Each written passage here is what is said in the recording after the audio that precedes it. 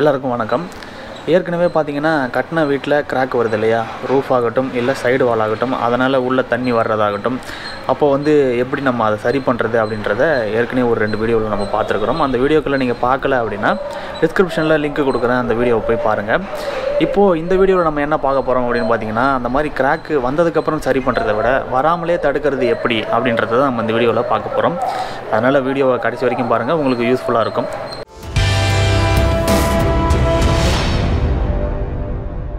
Crack வர்றதை தடுக்கிறது எப்படி அப்படின்றத தெரிஞ்சுக்கிறதுக்கு முன்னாடி எதனால் கிராக் வருது, எந்த இடத்துல கிராக் வரும் காமனாக அப்படின்றதையும் நம்ம தெரிஞ்சுக்கணும்.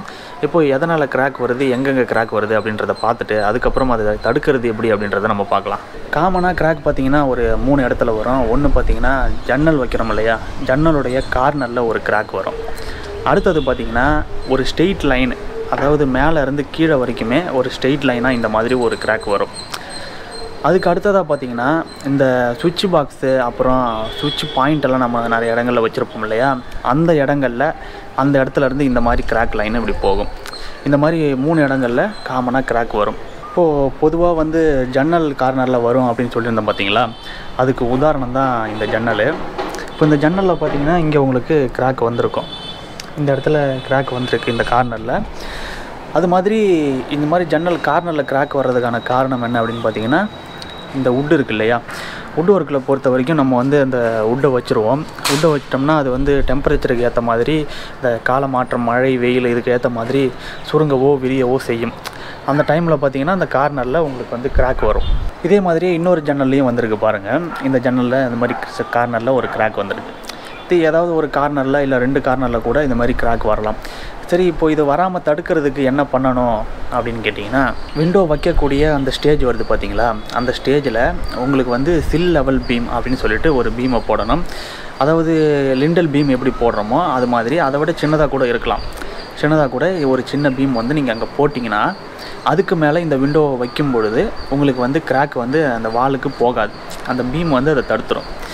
இந்த மாதிரி அந்த பீமை வந்து நீங்கள் ஃபுல் இதுக்கும் நீங்கள் போட முடியாது அப்படின்னா கூட, செலவு அதிகமாகுது குறைக்கணும் அப்படின்னா கூட, விண்டோ வர்ற இடங்கள்லையாவது நீங்கள் அந்த பீமை வந்து போட்டிங்கன்னா உங்களுக்கு இந்த கிராக்கை வந்து நீங்கள் தடுக்கலாம்.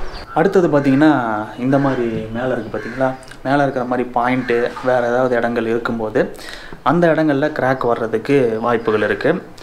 அந்த இடங்களில் கிராக் வந்து பார்த்திங்கன்னா இந்த மாதிரி வரும். அந்த மாதிரி இடங்களில் ஏன் கிராக் வருது அப்படின்னு பார்த்தீங்கன்னா, அந்த இடங்களில் தான் அந்த பைப் லைன் போகும். எங்கெல்லாம் சுவிட்ச் பாயிண்ட் இருக்கோ அதுக்கு பக்கத்தில் அதனுடைய லைன் ஒயரிங் பண்ணியிருப்பாங்க இல்லையா, அதனுடைய பிவிசி பைப் லைன் அந்த இடத்துல போகும். அது மட்டும் இல்லாமல் அந்த இடத்துல மட்டும் போகாது, அது எங்கெல்லாம் நம்ம வந்து லைன் கொடுத்துருக்குறோமோ அந்த இடங்களுக்கு எல்லாமே அந்த மாதிரி லைன் போகணும் இல்லையா.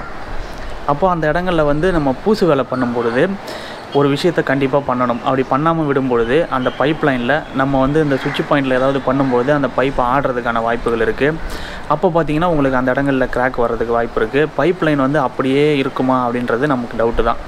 பைப் லைன் வந்து சில நேரங்களில் நம்ம வந்து ஒயரை விட்டு இழுக்கும்போது கொள்ளும்போது அப்போது நம்ம வந்து அந்த பைப்பை வந்து லைட்டாக ஆட ஷேக்காக செய்யும். அதனால் வந்து அங்கே உங்களுக்கு கிராக் வரும். அப்போ வராமல் இருக்கிறதுக்கு என்ன பண்ணலாம் அப்படின்னு பார்த்தீங்கன்னா, இந்த மாதிரி ப்ளம்பிங் ஒர்க்கு அப்புறம் எலக்ட்ரிக்கல் ஒர்க்கு இந்த பைப் லைன்லாம் போகுது இல்லையா, அந்த கேப்பில் பூசு வேலைக்கு முன்னாடி என்ன பண்ணணும் அப்படின்னா, சிக்கன் ஒயர் மெஷ் அப்படின்னு சொல்லிட்டு ஒரு நெட்டு மாதிரி இருக்கும், ஸ்டெயின்லெஸ் ஸ்டீலில் இருக்கும். அது நீங்கள் பார்த்துருக்கலாம். அந்த இதை வந்து நீங்கள் அந்த இடத்துல வந்து அப்ளை பண்ணிவிட்டு, இந்த மாதிரி அப்ளை பண்ணிவிட்டு அதுக்கு மேலே வந்து நீங்கள் பூசு வேலையை பண்ணணும். இந்த சிக்கன் ஒயர் மெஷ் அப்படின்றது வந்து ஸ்டெயின்லெஸ் ஸ்டீலில் தான் வருது, இருந்தாலும் திக்னஸ் வந்து கொஞ்சம் கம்மியாக இருக்குது. அப்போது கொஞ்சம் நாளாக அது வந்து இன்னுமே கொஞ்சம் டேமேஜ் ஆகிறதுக்கு வாய்ப்பு இருக்குது அப்படின்னு சொல்கிறாங்க. இது வந்து ரொம்ப நாளைக்கு வருமா அப்படின்றது வந்து இப்போது லைஃப் டைம் வந்து கொஞ்சம் கம்மி அப்படின்றாங்க. அப்போது அதுக்கு அட்வான்ஸாக இப்போ என்ன வந்திருக்கு அப்படின்னு பார்த்தீங்கன்னா, ஃபைபர் மெஷ் அப்படின்னு சொல்லிட்டு அது வந்திருக்கு. இப்போ அது வந்து இதை விட கொஞ்சம் லைஃப் டைம் அதிகமாக இருக்கும் அப்படின்னு சொல்லப்படுது. இப்போ நீங்கள் இது 2ல் எதை வேணால் நீங்கள் யூஸ் பண்ணலாம். ரொம்ப நாளாக யூஸ் பண்ணிகிட்ருக்கிறது வந்து பார்த்திங்கன்னா அந்த சிக்கன் ஒயர் மெஷ் தான். இப்போ தான் அந்த ஃபைபர் இது ஆல்டர்னேட்டிவாக இப்போ புதுசாக யூஸ் பண்ணுறாங்க இல்லையா. அப்போது நீங்கள் 2த்தில் எதை வேணாலும் நீங்கள் வாங்கி யூஸ் பண்ணலாம்.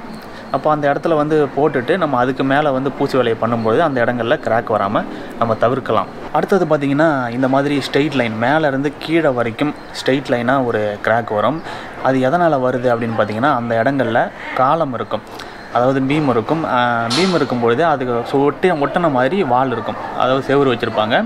இப்போது இது ரெண்டையும் சேர்க்குற இடங்களில் நம்ம பூசு வேலை பண்ணுறோம் இல்லையா, அதாவது பீமு ப்ளஸ் செங்கல் வால் இது ரெண்டும் ஜாயிண்ட் ஆகிற இடத்துல பூசு வேலை பண்ணும்போது சும்மாவே பூசு வேலை பண்ணிட்டோம்னா அந்த இடங்களில் பின்னாடி வந்து கிராக் வர்றதுக்கு வாய்ப்பு இருக்குது. இப்போது இந்த நான் சொல்கிற 3 விஷயங்களுமே கண்டிப்பாக கிராக் வந்தே தீரணும் அப்படின்ற கட்டாயம் இல்லை, வர வாய்ப்பு இருக்குதுன்னு சொல்கிறேன். பெரும்பாலும் இந்த இடங்களில் கிராக் வர வாய்ப்பு இருக்குது.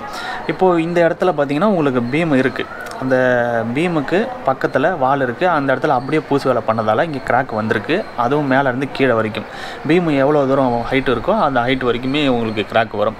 அப்போ அந்த இடங்களில் வந்து நீங்கள் என்ன பண்ணணும் அப்படின்னா, ஏற்கனவே சொன்ன மாதிரி எப்படி அந்த பைப் லைன் போகிற இடங்கள்லாம் நம்ம மெஷ் வச்சுட்டு அதுக்கப்புறம் பூசு வேலை பண்ணுறோமோ அதே மாதிரி இந்த இடத்துலையும், அதாவது காலம் ப்ளஸ் வால் ரெண்டும் ஜாயிண்ட் ஆகிற இடத்துலையும் ஒரு மெஷ்ஷை வச்சு கனெக்ட் பண்ணிவிட்டு அதுக்கப்புறமா நம்ம அது மேலே பூசு வேலையை பண்ணோம்னா அந்த இடங்களில் கிராக் வராது. பெரும்பாலும் இந்த மாதிரி ஜாயிண்ட் வர்ற இடங்களில் தான் உங்களுக்கு வந்து கிராக் வரும். அந்த இடங்கள் எல்லாத்துலேயுமே நீங்கள் இதை வந்து யூஸ் பண்ணலாம். எப்படின்னு கேட்டிங்கன்னா, இப்போ ஏற்கனவே ஒரு வால் இருக்குது, அந்த வால் கூட புதுசாக நீங்கள் ஒரு வால் அட்டாச் பண்ணுறீங்க, போய் சேர்க்குறீங்க அப்படின்னாலே அந்த இடங்களில் அந்த ஜாயிண்டில் வந்து கிராக் வர்றதுக்கு நிறைய வாய்ப்பு இருக்குது. கட்டும்போதே கட்டிட்டா பிரச்சனை இல்லை, புதுசாக ஒரு இடத்துல போய் ஜாயின் பண்ணும்போது அந்த இடத்துல கிராக் வரும். அப்போ அந்த இடங்களில் இந்த மாதிரி நெட்டை நீங்கள் யூஸ் பண்ணிங்கன்னா உங்களுக்கு கிராக் வராது. இப்போ அடுத்தபடியாக பார்த்தீங்கன்னா, இந்த மாதிரி வேறு ஏதாவது இடங்களில் உங்களுக்கு கிராக் வருது அப்படின்னா அதுக்கு காரணம் பார்த்தீங்கன்னா, உங்களுக்கு பில்டிங்லேயே கட்டுமான வேலையிலையோ இல்லை பொருள் வந்து தரமாக இல்லாததாலேயோ செங்கல் வந்து தரமாக இல்லை அப்படின்னாலும் கிராக் வர்றதுக்கு வாய்ப்பு இருக்குது. அப்புறம் கட்டுறவங்க ஒழுங்காக கலவையை சரியாக பண்ணலை அப்படின்னாலும் கிராக் வர்றதுக்கு வாய்ப்பு இருக்குது. இதெல்லாம் வந்து மற்ற இடங்களில் கிராக் வருதுன்னா அதுக்கு காரணம் இதுவாக இருக்கும். இது இல்லாமல் இன்னொரு கிராக் சொல்லுவாங்க, ஏர் கிராக்கு, அப்புறம் ஹேர்லைன் கிராக்கு, இந்த மாதிரி லைட்டாக கிராக் வரும். அதெல்லாம் வந்து பார்த்திங்கன்னா பெருசாக பிரச்சனையை வந்து உங்களுக்கு உண்டு பண்ணாது. அது பார்த்திங்கன்னா லைட்டாக எல்லா பில்டிங்லேயுமே அது வந்து வரக்கூடியது தான், அது சில இடங்களில் வரதான் செய்யும். அதனால் ஒன்றும் பிரச்சனைகள் உங்களுக்கு பெருசாக இருக்காது.